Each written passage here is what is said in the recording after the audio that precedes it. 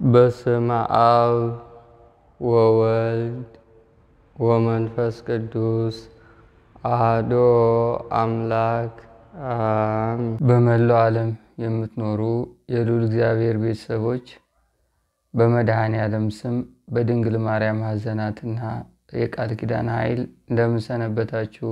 እንደምን ዋላችሁ? እንደምን አደራችሁ? በያላችሁበት ሀገር እንዲሁም ክፍለ ሀገራትና አህጉራት እንደየሰዓት አቆጣጠራችሁ ሰላም እግዚአብሔር ይድረሳችሁ። አሜን። ቸሩ አምላካችን ዛሬም ዘወትርም ሁልጊዜም ቢሆን ስሙ ይክበር ይመስገን። አሜን።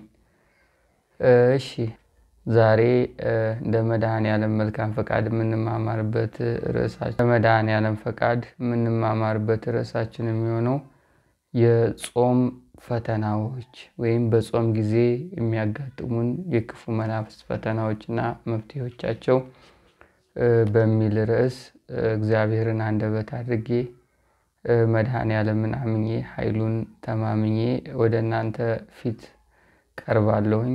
ምንም ከሁሉም በታችና በእውቀትም በመንፈሳዊ ሕይወትም የሰነፍኩና ያነስኩ ብሆንም አምላኬ መድኃኔዓለምን ጋሻና መከታ አድርጌ እውቀትና ኃይል አድርጌ በእናንተ ፊት ሁኜ ቃሉን ለማስተላለፍ መንፈስ ቅዱስ ፈቃድና አነሳሽነት መጥቻለሁና መድኃኔዓለም ጉባኤያችን ይባርክልን። ለእኔ አንደበት ይሁነኝ፣ እውቀት ይስጠኝ፣ ማስተዋሉን ያድለኝ።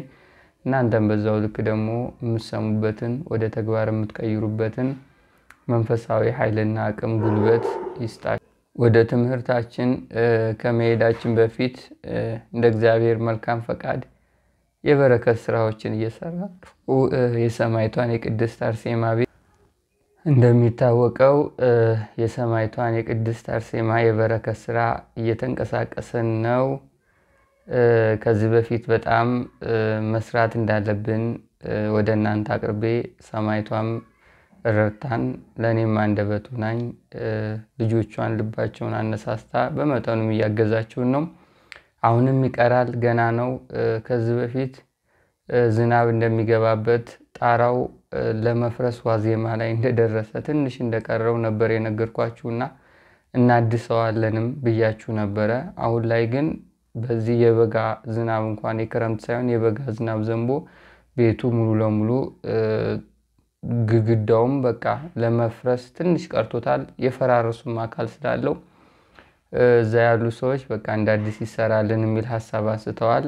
አዲስ ቤተክርስቲያን ትንሽዬ ለመስራት በጣም በብዙ ሚሊዮን ገንዘብ ያስፈልጋል። በእኛ አቅምም አይሆንም እና የብዙዎቻችሁ እርዳታ እና እገዛ አሁንም ገና ያስፈልገናል ማለት ነው። ሰማዕቷ በምታውቀው መጠን በእኔና በእናንተ መካከል ሆና የእናንተ ልብ እያነሳሳች በእኔ በኩልም የሚሰሩትን ሰዎች ጸሎትም ልመናም እየሰማች ለዛሬ ደርሰናል እና አሁን ግድግዳው እየፈራረስ ከላይ ያለው ቆርቆሮው ሊፈርስ ነው ያልኳችሁ ፈርሶ ስለተገኘ ከዚህ በፊት እንደዚህ ነው ያልኳችሁ ነገር ስለሆነ አሁን ቀጣዩ ደግሞ ላያቸው ላይ ድርምስ እንዳይል ከቦታው ላይ ከቤቱ ላይ ታቦቷን አውጥተውታል። ጽላቷ ቦታው ላይ የለም። መንበርም ያስፈልጋታል። በጣም ብዙ የጎደለ ነገር አለውና በቻላችሁት መጠን በቅድስት አርሴማ ስም እርዱን፣ አግዙን። ይቺ ቤተክርስቲያን የብዙ ሰዎች በረከት ምንጭ የምትሆን ቤተክርስቲያንና ሰማዕቷን የምትደሰትብን ፍቅሯንና ረዳትነቷን በግልጽ ለኛ የምታሳይበት የበረከት ስራ ይሆንልናል ብዬ አምናለሁ እና አሁን አዲስ ቤተክርስቲያን ለመስራት ስራው ተጀምሯል። አሸዋ መግዛት፣ እንጨቶች፣ ድንጋዮች እየመጡ ነው። እዛ አንድ ባለሙያ የሚሰሩ አብረውን እኔና ስራውን እየመሩት ያሉ ሰዎችም አንድ ባለሙያ ቀጥረው የቀረው በጉልበት እነሱ እንዲያግዙም እያረጉ ነውና በቻለ መጠን እየተንቀሳቀሰን ነው። በአቅማችን ግን እንደዚህ ስራውን ጀምረን መሃል ላይ ገንዘብ ካጣና ካጠረን ቀጥ ብለን ልንቆም እንችላለንና እንደው በቻላችሁት መጠን በቅድስት አርሴማ ስም እና ኃይል እና ቃል ኪዳን ለምናችኋለሁኝ ይህን ስራ ብታግዙና ቶሎ ብንጨርስ እኛም ቶሎ ጨርሰን ብዙ ፈተናዎች እያጋጠሙ ስለሆነ እንደው ተመስገን ብለን ወደ ሌላ የበረከት ስራ ብንሄድ የሚል ሐሳብ አለኝና ሁላችሁም በቻላችሁት መጠን ቤቷን ለመስራት ልቦናችን ያነሳሳልን። አሜን። ወደ ትምህርታችን ስንመጣ በጾም ወቅት የሚያጋጥሙን መንፈሳዊ ፈተናዎች ከክፉ መንፈስ ጋር ባለው ውጊያ በጾም ወቅት ምን ያጋጥመናል፣ መፍትሄውስ ምንድነው የሚለውን ነው የምናየው። ከሌሎች ጊዜያቶች የጾም ጊዜ በጣም ውጊያው ይበዛል። በጾም ወቅት ክፉ መንፈስ አብዝተው የሚዳከሙበት፣ ኃይላቸው የሚጠፋበት፣ ሰራዊታቸው የሚበተንበት፣ የሚቃጠሉበት፣ የሚራቡበት፣ የሚያዛጉበት፣ የሚያፋሽጉበት፣ በራብ የሚቀጡበት፣ ከዛም በላይ ደግሞ የኛ በረከትና የጾሙ ኃይል በብዛት በዛ የሚጎዱበት ጊዜ ነው። በጾም ወቅት በብዙ መንገድ በመናፍስት ጋር ባለው ውጊያ የመናፍስትን ኃይል እናዳክምበታለን። ጾም ኃይል ነው። ጾም የበረከት ምንጭ ነው። ምስጋናም እንዲያርግ፣ ጸሎቱም ኃይል እንዲኖረው፣ መንፈሳዊ ጉዞዎቻችንም ስጦታና የኃይል ምንጭ እንዲሆኑ የሚያደርግ ትልቅ ለክርስቲያኖች የተሰጠ ከፈጣሪያቸው ጋር የሚገናኙበትና የሚግባቡበት መፍት ጭምር ነው። ጾም ትልቁ ኃይሉ መራብ ላይ ብቻ ሳይሆን መድኃኔዓለም ኢየሱስ ክርስቶስ ሕማማቶቹን 18 ሰዓቶችን ያሳለፈውን እያሰብን በ18 ሰዓቱም የምንጾመው ሲሆን ደግሞ ከሱ መከራ ጋር ስናያይዘው ብዙ የክርስቲያናዊ የሆነ ትርጉም የሚሰጥ ኃይል የያዘ ነው። መድኃኔዓለም የሥነ ስቅለቱ መከራ 18 ሰዓቶች ነው። እኛም ከምሽቱ 3 ሰዓት እስከ ቀኑ 9 ሰዓት ስንቆጥረው 18 ሰዓት ይሆናል። በመድኃኔዓለም የሥነ ስቅለት መከራ ልክ 18 ሰዓት የምንጾመው ሲሆን ደግሞ ክርስትናችን ከክርስቶስ የማዳን ጉዞ ጋር የተጣበቀና የተዋሃደ መሆኑ ሌላው የኃይልና የበረከቱን መንገድ ያሰፋውና ከፍ ያደርገዋል። ስለዚህ በጾም ወቅት መናፍስት አብዝተው ስለሚጎዱ ሰዎችንም አብዝተው ይጎዳሉ። አብዝተው ስለሚቃጠሉ እኛንም አብዝተው ይፈትኑናል። አብዝተው ኃይላቸውን ስለሚያጡ የሰው ልጅንም አብዝተው የበረከቱን ምንጭና ከእግዚአብሔር ጋር ያለውን ግንኙነት ለማዳከም ይሞክራሉ። በጾም ውስጥ ሰው እየጾመ ከጸለየ፣ እየጾመ ከሰገደ፣ እየጾመ ቅዱስ ቁርባን ከተቀበለ፣ እየጾመ የበረከት ስራ ካወጣ ከሌላው ይልቅ ይሄ ኃይሉ ብዙ ስለሆነ መናፍስት በጣም ይህን ውጊያ አብዝተው የሚጠሉትና የሚሸሹት እኛንም አብዝተው እንድንዳከም አቅጣጫዎችን የሚከፍቱበት ትልቅ የውጊያ መስመር አላቸው። ስለዚህ ከሌላው ጊዜ ይልቅ በጾም ወቅት መናፍስት በጣም ይቃጠላሉ፣ በጣም ይዳከማሉ፣ በጣም ኃይላቸው ይቀዘቅዛል፣ በጣም ሰራዊት ይበትናሉ። እኛ ደግሞ በነፍስ ከፍ እንላለን። በነፍስ የበረከት ኃይል ይጨምራል። በነፍስ የነፍስ ስጦታዎች ይበዛሉ። በነፍስ የአምላክ የምህረት ፊቱ ይዞርልናል። የምህረት እጆቹ ይዘረጉልናል። እግዚአብሔርን ቸርነት እንድናደንቅ፣ እንድንቀምስ፣ እንድናይ እንሆናለን። የመድኃኔዓለምን ፍቅር በመጠኑም ቢሆን በልባችን ይሳላል። በጾም ወቅት ለሱ ያለንን ክብር እንገልጽበታለን። መታዘዛችንን እናስታውቅበታለን። የጾም ትልቁ ጥቅም ለሱ ያለን ክብር፣ ለሕጉ ያለን መገዛት፣ ለሱ ያለን ፍቅር የምናሳይበት ትልቅ መንገዳችን ነው። ስለዚህ በጾም ወቅት ብዙ ፈተናዎች ቢኖሩም እንኳን ግን በብዙ ጎዳና ደግሞ በበረከትና በሽልማቶች በስጦታና በፍቅር መገለጫዎች በኩል መድኃኔዓለም ልጆቹን ይጎበኛል ማለት ነው። እሺ 1 3 4 ነጥቦችን ነው ዛሬ የምናየው።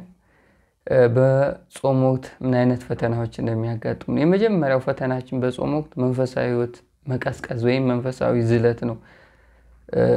ይሄ ደግሞ በጸሎት ላይ መቀዝቀዝ፣ በስግደት ላይ መቀዝቀዝ፣ መድከም፣ መሰልቸት፣ መዛል፣ የሰውነት መጫጫን፣ የሰውነት ልፍስፍስ ማለት፣ መንፈሳዊ ነገር ላይ ስልቹና መሆን፣ ስልቹና ዝም ብሎ ግድ የለሽ አይነት ስሜትን መያዝ፣ ይሄ የመጀመሪያው ፈተና ነው።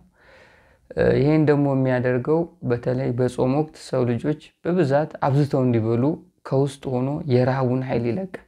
ሌላ ጊዜ የማይርበንን የጾም ጊዜ 4 ሰዓት ይርበናል። ሌላ ጊዜ የማይሰማን ስሜት በጾም ጊዜ የረሃብ ስሜት እንዲሰማን ያደርጋል። በዚህ ወቅት ታዲያ ረሃብ ስለሚሰማን አብዝተን እንመገብና አብዝተን ስንመገብ ደግሞ እንቅልፍ ነው የሚመጣው። እንቅልፍ ካበዛን ደግሞ የጸሎትና የስግደት ሰዓቱ ይዛባል ማለት ነው። ከዛም በላይ የሰው ልጆች አብዝተው ሲመገቡ ለብዙ ኃጢያት ይጋበዛሉ። በተለይ ለርኩሳቱ ኃጢያት፣ ለልማድ ኃጢያቶች፣ ለዝሙት ኃጢያት፣ ለስጋ ምኞትና ፍላጎት አብዝተው ይጋበዛሉ። ባይሰሩትም እንኳን ይወሰወሳሉ፣ ሰውነታቸው ይቀጣጠላል፣ ይፈተናሉ። በሐሳብም በሌሎች መንገዶችም ክፉ መናፍስት ይፈትናቸዋል። ይሄ በጾም ወቅት ነው። በጾም ወቅት የሚመጡ ኪሳራዎችና መውደቆች፣ ማጣቶች ጾሙን ኃይልና በረከት፣ ጸጋና ሞገስን ከእግዚአብሔር ዘንድ የሚሰጡ የፍቅር ስጦታዎች በሙሉ እንዲቀዘቅዝና የተፈለገውን ያህል ወደ ህይወታችን መጥቶ በቡራኬ መልክ እንዲቀመጥ አያደርገውም። ስለዚህ መንፈሳዊ ዝለትን አንደኛው የክፉ መናፍስት የውጊያ ስልት ነው። እሱም የተለያዩ አቅጣጫዎችንና የውጊያ ስልቶችን እየዘረጋ የጸሎትና የአምልኮት ህይወት እንዲቀዘቅዝ፣ በጸሎት እንድትሰንፍ፣ እንዳትበረታ፣ ከዛም በላይ እንድትዝል፣ እንድትደክም፣ እንዲሰለች ውጊያው ከመናፍስት ጋር ያለው ተስፋ እንድትቆርጥ፣ እንድታማረር፣ ሙጭጭና ሙዝዝ ብሎ አብዝቶ ይዋጋል። በጸሎቱ ላይ እየተቀላቀለ ጸሎትን እያፈጠነ የተለያዩ የውጊያ መንገዶችን እየከፈተ በብዛት ይፈትናል። ስለዚህ መንፈሳዊ ዝለት የጾም ወቅት ትልቁ የክርስቲያኖች ፈተና ነው። የሐዋርያው ቅዱስ ጳውሎስ መልእክት ወደ ቆላስይስ ሰዎች ምዕራፍ 4 ቁጥር 2 ላይ እንዲህ የሚል ቃል እናገኛለን። ወደ ቆላስይስ ከማመስገን ጋራ በጸሎት እየነቃችሁ ለእርሱ ትጉ ይላል። ከማመስገን ጋራ በምን? በጸሎት። ከዛ ምን እያላችሁ? እየነቃችሁ። መንቃት ሲባል አሁን መምህራኖቻችን ንቁ ሲሉ መንቃት ከምን ጋር ነው? ከመናፍስት ጋር ባለው ውጊያ፣ ከዚች ከዓለም ጋር ያለው ስውርና ድብቅ ማንነት ጋር ክፉ መንፈስ በልጆቹና በግብር ያሳደጋቸውና የኮተኮታቸው የሱ በሆኑ ሰዎች መካከል የሚሰራውን ስውር የሆነ ስራ ይሄ መንቃት ይባላል። መንቃት በተለያየ መንገድ እናገኛለን። አንደኛ እንደ ጸጋ ሆኖ መድኃኔዓለም በቸርነቱ ሲገልጥልን የክፉ መናፍስትን አሰራርና ሴራ እንደ ሀገርም እንደ ወገንም እንደ ቤተክርስቲያንም ያጠላውን ጥላ እናውቃለን። ከዛም በተጨማሪ ንቃት በግል ህይወታችን ላይ ደግሞ የሚሰራውን ስራ ሊያመጣ ያሰበውን ፈተና የሚዋጋውን የውጊያ ስልት ከዛም በላይ ደግሞ እኛን ለማጥቃት የሚጠቀመውን መንገዶች ይሄ ላይ መንቃትና መዝጋት ይሄ ንቃት ይባላል።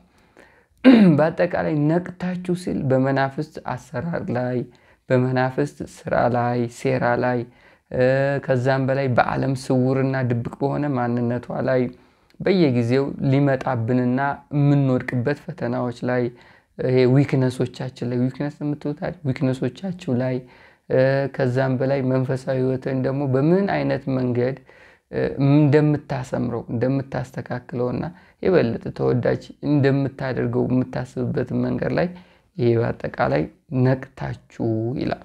ስለዚህ ከማመስገን ጋራ ከመማፀን ጋራ ምስጋና በራሱ ኃይል ምንጭ ነው፣ የበረከት ምንጭ ነው፣ የእርጋታ ምንጭ ነው፣ የጸጋና የስጦታ የሞገስ ምንጭ ነው።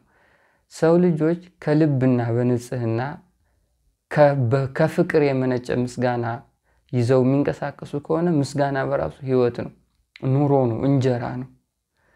በምስጋና የምታገኛቸው ነገር በሙሉ የምስጋና ውጤቶች ናቸው።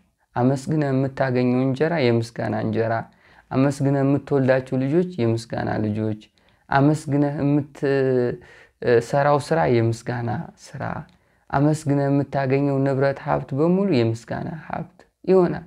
በምስጋና በኩል አልፈ የምታገኛቸው ነገር በሙሉ የምስጋና ውጤቶችና እሱ ደግሞ በእግዚአብሔር መንፈስ በኩል የተቃኘ ጸጋንና መክሊትን ወይም የለፋበትን ልፋት ካንተ ጋር እንዲቆይ የሚያደርግ የእርጋታን ኃይል የያዘ ነው።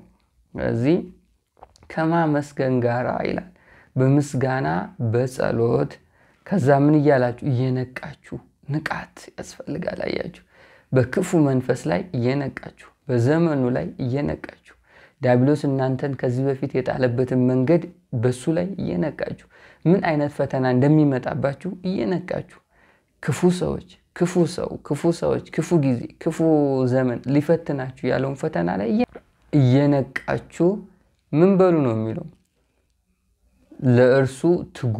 ለማን? ለመድኃኔዓለም መትጋት፣ ለጸሎት መትጋት፣ ለምስጋና መትጋት፣ ለአምልኮት መትጋት፣ መንፈሳዊ ኃይልን ለማግኘት መትጋት። በዚህ በጾም ወቅት በህይወታችሁ ያልተመለሱት ጥያቄዎች የሚመለሱበት፣ ያልተፈቱላችሁ ሐሳቦች የሚፈቱበት፣ ያልተገለጠላችሁ ምስጢር የሚገለጥበት፣ የተቸገራችሁበት ነገር የሚስተካከልበት፣ የፈረሰው የሚቃናበት፣ የተበላሸው መስመር የሚይዝበት ጊዜ ነው። ስለዚህ በመንፈሳዊ ብዙ ነገር ስለሚመጣና ስለሚኖራችሁ በዛው ልክ ደግሞ ፈተናችሁ በጣም ብዙ ነው የሚሆነው። ስለዚህ ሐዋርያው ቅዱስ ጳውሎስ ምን አለ? ከማመስገን ጋራ በጸሎት እየነቃችሁ ለእርሱ ትጉ። ለነቃችሁበት ነገር ትጉ። ለያዛችሁት መንፈሳዊ ህይወት ትጉ። ለአምልኮት ህይወታችሁ ትጉ። በትጋት በኩል ነው ሰው መንፈሳዊ ህይወቱ እየጾመ ሲተጋ መድኃኔዓለምን ያስደስታል። እግዚአብሔርን የምናስደስትበት አንዱ መንገድ ትጋት ነው እንጂ እኛ ሰተነው ለሱ ምን ይደሰትብናል? ሰው ልጅ በትንሽ ነገር ይደሰትብሃል፣ በትንሽ ነገርም ይከፋብሃል። እግዚአብሔርን ለማስደሰት የምናስብ ከሆነ መትጋት ነው። ትጋት እግዚአብሔርን ያስደስተዋል። በእግዚአብሔር ፊት እንድንታይ፣ ሞገስ እንዲኖረን፣ በእግዚአብሔር አይን በእግዚአብሔር እጅ እንድንያዝ፣ በአይኑ እንድንዋጅ ያደርገናል። ትጋት ምስጢርን እንድናቅ፣ ስለ ዓለም ውጥንቅጥ ምንነት እንድንረዳ፣ ለጸጋ እንድንበቃ፣ በረከታችን እንዲጠበቅ፣ መንፈሳዊ ህይወታችን መስመር እንዲይዝ አይደለ?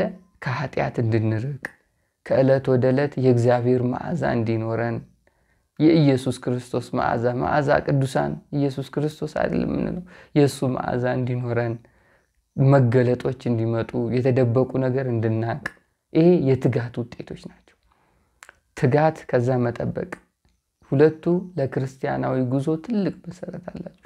እየተጋችሁ መጠበቅ፣ ክፉን መንፈስ የምታሸንፉበትን፣ የጠየቃችሁ ጥያቄ መልስ የሚያገኝበትን፣ የእግዚአብሔርን መምጣትና የእናንተን መጎብኘታችሁን፣ ሰማይ የሚከፈትበትን፣ ልብ የሚከፈትበትን፣ በረከት የሚመለስበትን፣ የነፍስ አይንና መዝገብ ቅዱስና ብሩክ የሚሆንበትን ጊዜ እየተጉ መጠበቅ። እየተጉ ምን ማለት? መጠበቅ። ጊዜው ሲደርስ ሁሉም ነገር ይለቀቅልሃል። ማወቅ ያለብህ ነገር ታውቃለህ። የጠየቀው ነገር ይመለስልሃል። ፍቅሩን ታያለህ፣ ኃይሉን ትቀምሳለህ። እግዚአብሔር በምን አይነት መንገድ እኛ እንደሚጎበኝም ትረዳለህ።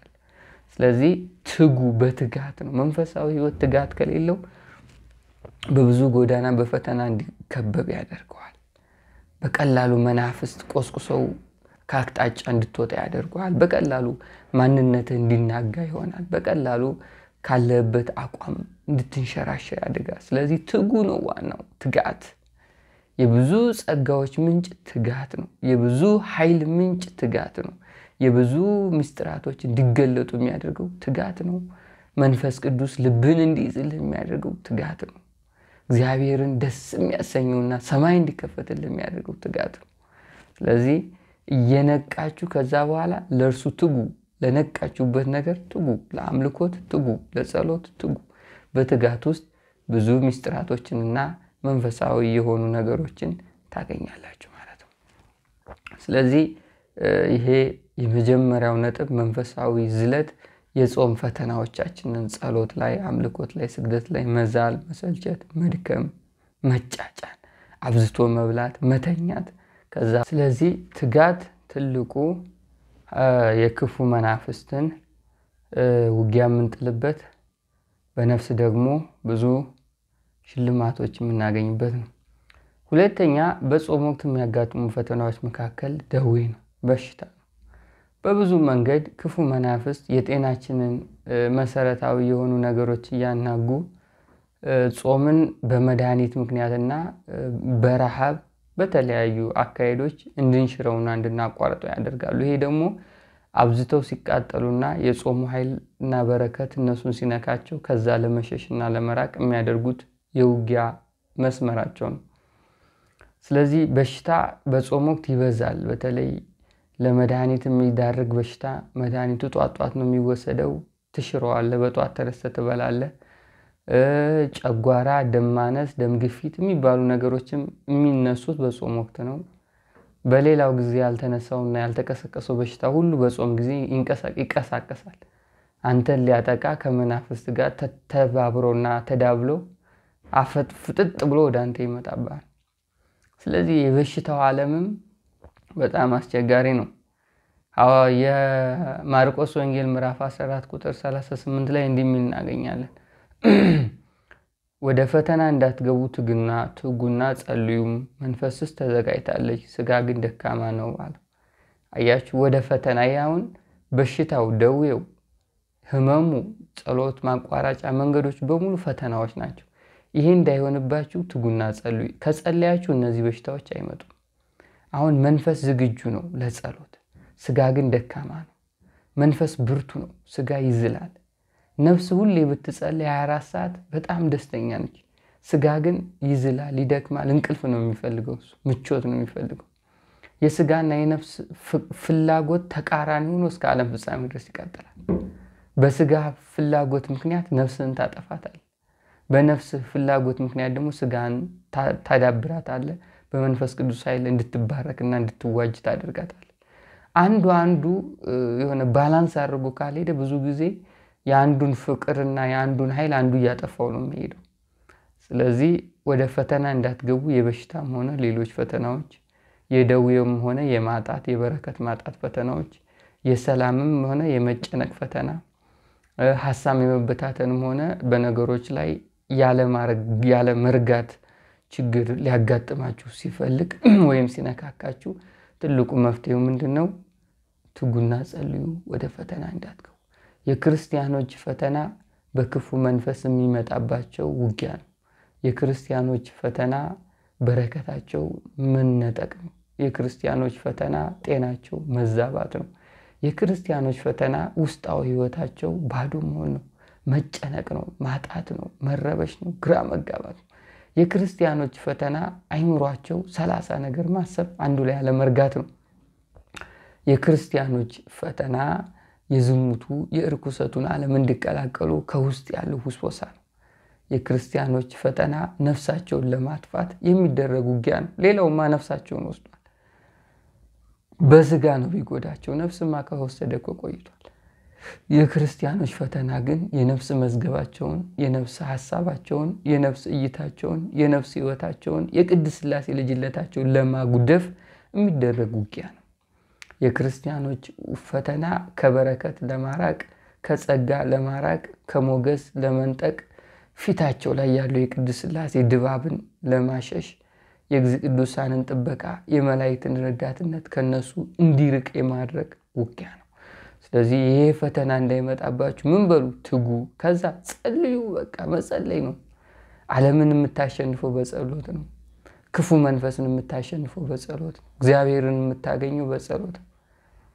ጸጋ የምታገኘው በጸሎት ነው። ያውም ዝም ብሎ ጸሎት አይደለም፣ መትጋት ባለበት ጸሎት፣ በማያቆራርጥ ጸሎት። ስለዚህ በርትታችሁ የምትጸልዩ፣ የምትጮሁ፣ የምታመሰግኑ ከሆነ የደዌውም ነገር በመጠኑ ይቀንሳል ማለት ነው። ሶስተኛ የጾም ፈተናዎች የጸባይና የባህሪ መቀየር ነው። የሌላችሁን ባህሪ የምታመጡት በዚህ በጾም ወቅት ነው። ነጭናጮች ትሆናላችሁ። ተሳዳቢ፣ ተናጋሪ፣ ከቤተሰብ ጋር ሰላም የሌለው፣ ዝም ብሎ ባለው በሌለው ነትራካ፣ እንደዚህ አይነት ጸባይን ትይዛላችሁ። ይሄ በጾም ጊዜ ነው። እንግዲህ በደናው ጊዜ ደና ሆናችሁ ሰላም ሆናችሁ፣ ጾም ሲሆን ከቤተሰብ ጋር ልጅ ከእናቱ ጋር ይጣላል፣ ሊደባደቡ ይደርሳል። ወንድ ጎረምሳውማ ተውት ያንቀለቅለዋል እንዲሁ ዝም ብሎ። ስለዚህ ይሄ የጸባይ መቀየር ትልቁ ዓላማው ደግሞ ጾምን ስለሚያፈርስ፣ በረከትን ስለሚነጥቅ፣ እግዚአብሔር መንፈስ ቅዱስን ከህይወታችን እንዲርቅ ስለሚያደርግ፣ ኃይል ስለሚነጥቅ ነው። ይሄ የጸባይ መቀየሮች በጾም ወቅት በጣም የሚመጡት። በተለይ በጾም ወቅት አንደበትህ የሚጹም ቅዱስ ያሬድ እንዳለው ጆሮህ የሚጹም ዓይንህ የሚጹም አይደለ? አንደበትህ ይጹም ማለት ክፉ ከመናገር ከመሳደብ ከማማት ነው። ዓይንህ ይጹም ክፉ ከማየት፣ ጆሮህ ይጹም ክፉ ከመስማት፣ እግርህ ይጹም ወደ ክፉ ከመሄድ፣ ወደ ዲያብሎስ ከመጓዝ፣ ይሄ በአጠቃላይ ሁሉም አካላቶች በሙሉ ለክርስቶስ የሚገዙበት ጊዜ ነው በጾም ወቅት። ሁሉም አካላት መንፈሳዊ የሚሆኑበት ነው። በመንፈስ ቅዱስ የሚያዙበት ነው። የሰማይ ህይወታቸውን፣ የነፍስ ጉዳያቸውን፣ የቅድስት ሥላሴ መንግስትን፣ የሰማይ ኑሯቸውን የሚያስቡበት ወቅት ነው የጾም ወቅት። ስለዚህ ሁሉም መጾም አለበት። አንደበትም፣ ዓይንም፣ ጆሮም፣ እግርም፣ ሐሳብም፣ ልብም ሁሉም ነው። አንዱ ከፈረሰ ጾሙን ያፈርሰዋል። ዓይንህ ካፈረሰው ሙሉ ማንነትህ ከጾም ይወጣል። አንደበትህ ካፈረሰው ጾሙ ይፈርሳል። ጾም ከምግብ ብቻ አይደለም፣ ከእህል ብቻ አይደለም፣ ከኃጢአትም መጾም፣ ከበደልም መጾም፣ ከርኩሰትም መጾም። ከምግብ በላይ ኃጢአት ጾም እንደሚያፈርስ አታውቁም? ከምግብ በላይ እርኩሰት ጾም እንደሚያፈርስ አትረዱም? ከምግብ በላይ አንደበት ላይ የሚወጡ ክፉ ቃላቶች ጾምን ያፈርሳሉ እኮ። እንዴ ከባድ። ስለዚህ ሁሉ ነገራችን መከልከል አለብን። መናፍስትም በዚህ አብዝተው ይፈትኑናል። እሺ ሐዋርያው ቅዱስ ከወንጌላውያን ውስጥ ቅዱስ ማርቆስ 13:33 ላይ እንደሚል ቃል እናገኛለን። ጊዜው መቼ እንደሆነ አታውቁምና ተጠንቀቁ ይላል።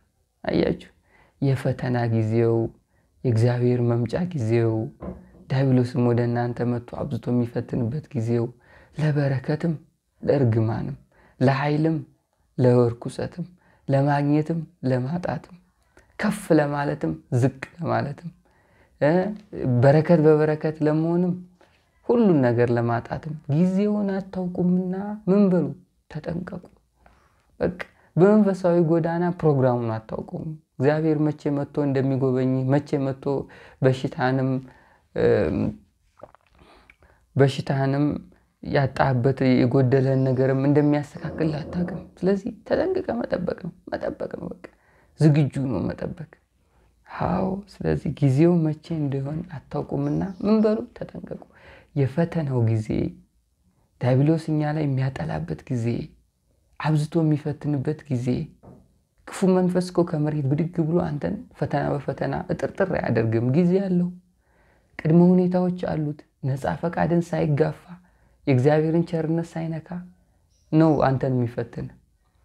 ዝም ብሎ የእግዚአብሔርን ቸርነትም ጥሶ ነፃ ፈቃድን ጥሶ ቢፈትን ኑሮ ዲያብሎስ ዛሬ ሁላችንም በቁማችን ከግድግዳ ጋር እያላተመ በነፍሳችን ዝም ብሎ በነጠቃት ነበር። ግን የመድኃኔዓለምን ቸርነት ያንተ ነፃ ፈቃድ ስላለ ሁለቱን ሳይጋፋ ነው የሚፈተው። ስለዚህ ተጠንቀቅ።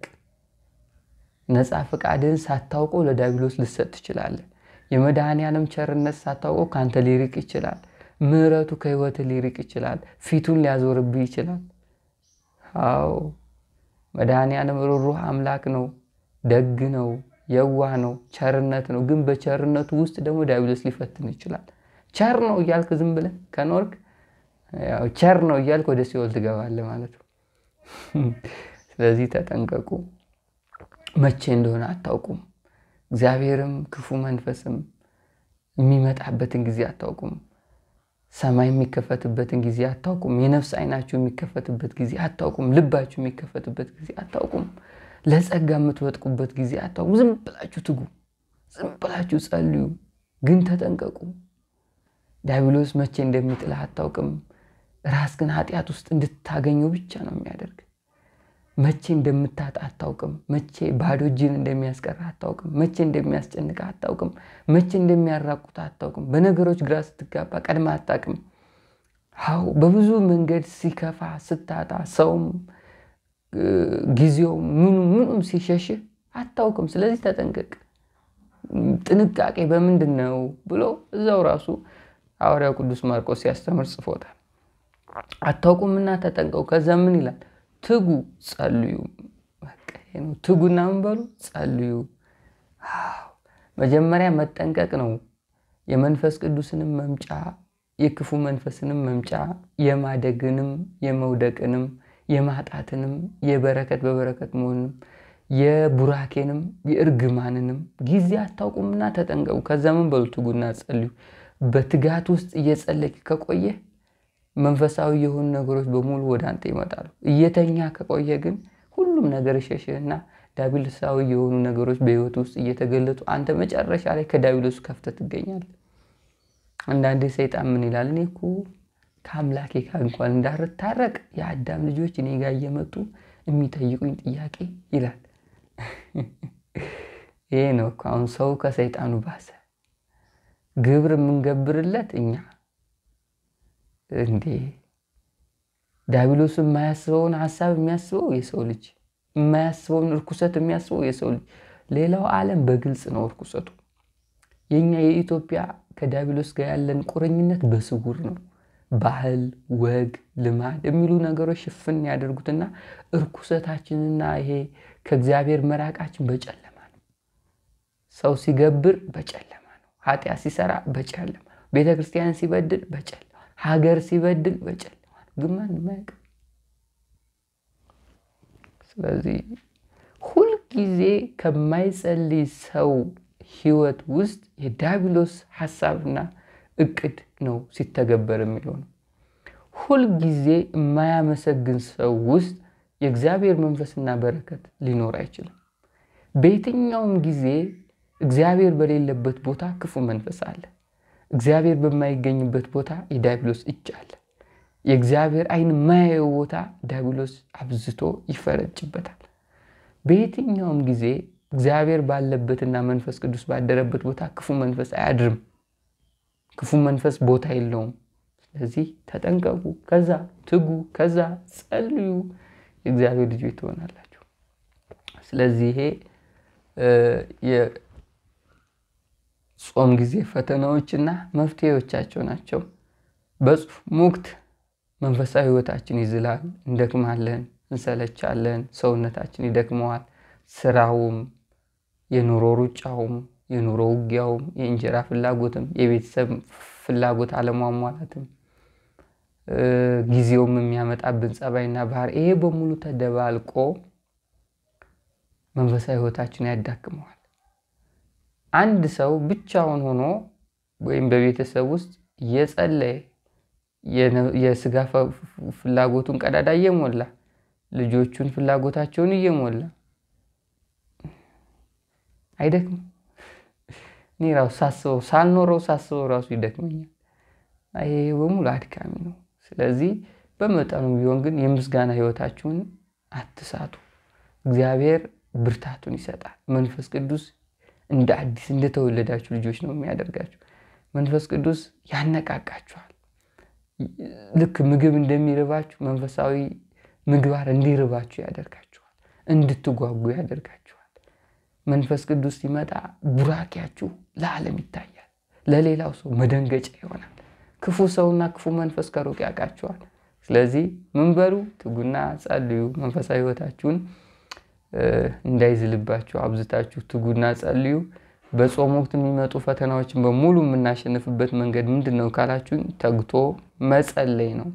ከፈተና በፊት መጸለይ፣ ከዳቢሎስ ሽንገላዎችና ውጊያዎች በፊት መጸለይ፣ ዳቢሎስ እንዳይጥለን መጸለይ፣ በረከታችን እንዳንነጠቅ መጸለይ፣ የጾም ኃይላችን እንዳይቀዘቅዝ መጸለይ፣ እግዚአብሔር መንፈስ ቅዱስ እንዳይርቀን መጸለይ። በምን?